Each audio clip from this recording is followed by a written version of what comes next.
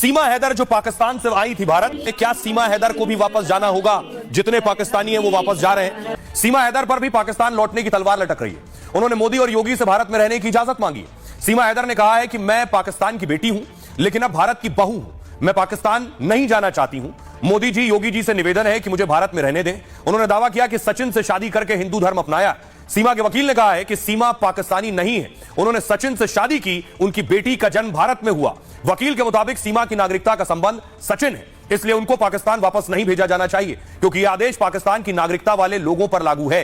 हालांकि एक्सपर्ट्स ये मानते हैं कि सीमा को पाकिस्तान भेजा जा सकता है। सीमा हैदर ने नेपाल के रास्ते अवैध तरीके से भारत में प्रवेश किया। वो नेपाल टूरिस्ट वीजा पर आई और फिर अवैध तरीके से भारत पहुंची। अगर यूपी सरकार सीमा के मामले को लेकर रिपोर्ट दायर करती है तो उन्हें बिना वीजा पासपोर्ट भारत में आने पर सजा हो सकती है, या फिर उन्हें वापस उनके मुल्क पाकिस्तान भेजा जा सकता है। हालांकि सीमा हैदर ने भारतीय नागरिकता के लिए इच्छा जताई है। राष्ट्रपति के पास उन्होंने भारत की नागरिकता के लिए अपील भी की है। वहीं देखिए, कश्मीर में बाकायदा सुरक्षा बढ़ा दी गई है। चप्पे चप्पे पर चेकिंग हो रही है। हर आने जाने वाले की जांच हो रही है। जो भी वहां पहुंच रहा है उनके बैग चेक हो रहे हैं, पुलिस चेक कर रही है। एक एक गाड़ी को रोककर चेकिंग की जा रही है। यह कश्मीर की तस्वीर मैं आपको दिखा रहा हूं। देखिए, सिर्फ वहां नहीं, समंदर में भी किस तरह से समुद्र तट पर चेकिंग की जा रही है। ये देख रहे हैं, वहां बाकायदा बोट्स के जरिए पोरबंदर की तस्वीर मैं आपको दिखा रहा हूं। पाकिस्तानी नाव ना आने पाए, इसलिए कोस्टल एरिया पर चेकिंग बढ़ा दी गई है।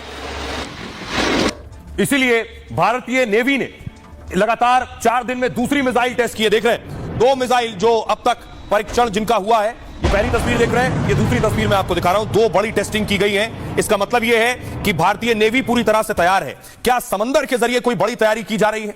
भारतीय नौसेना ने आज एंटी शिप मिसाइल का परीक्षण किया। नौसेना ने BrahMos long range anti ship missile का परीक्षण किया और ब्रह्मोस एंटी शिप मिसाइल की मारक क्षमता 800 किलोमीटर तक है। इसके हमले से कराची से लेकर कई शहर तबाह हो सकते हैं। टेस्ट के दौरान युद्धपोतों से कई लक्ष्यों पर सटीक हमले किए गए।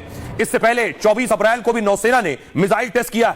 मध्यम दूरी की सतह से हवा में मार करने वाली मिसाइल दागी। आईएनएस सूरत ने समंदर में लक्ष्य को सफलतापूर्वक ध्वस्त कर दिया था। अरब सागर में जंगी जहाजों से मिसाइलों का टेस्ट जारी है। नौसेना ने कहा कि वो दिन रात देश की रक्षा के लिए तैयार है। दरअसल पाकिस्तान ने 24 अप्रैल को मिसाइल परीक्षण की बात कही थी। पाक अब तक अरब सागर में मिसाइल का टेस्ट नहीं कर पाया, जबकि भारतीय नौसेना मिसाइल पर मिसाइल दाग रही है। आईएनएस विक्रांत भी अरब सागर में लगातार गश्त कर रहा है। आईएनएस विक्रांत पर 40 फाइटर जेट्स मौजूद रहते हैं। 64 बराक मिसाइलों के साथ ब्रह्मोस मिसाइलें भी लैस हैं। विक्रांत कराची से लेकर ग्वादर बंदरगाह तक तबाही ला सकता है। भारतीय नौसेना की तैयारी के बाद पाकिस्तान अलर्ट हो गया है। पाकिस्तान ने अरब सागर के ऊपर नो फ्लाई जोन घोषित कर दिया है। बेटी 2 दिन में वापस जाए, आपको कैसा लगेगा? लाखों लगा के आए, जिसका हस्बैंड डायलिसिस में है।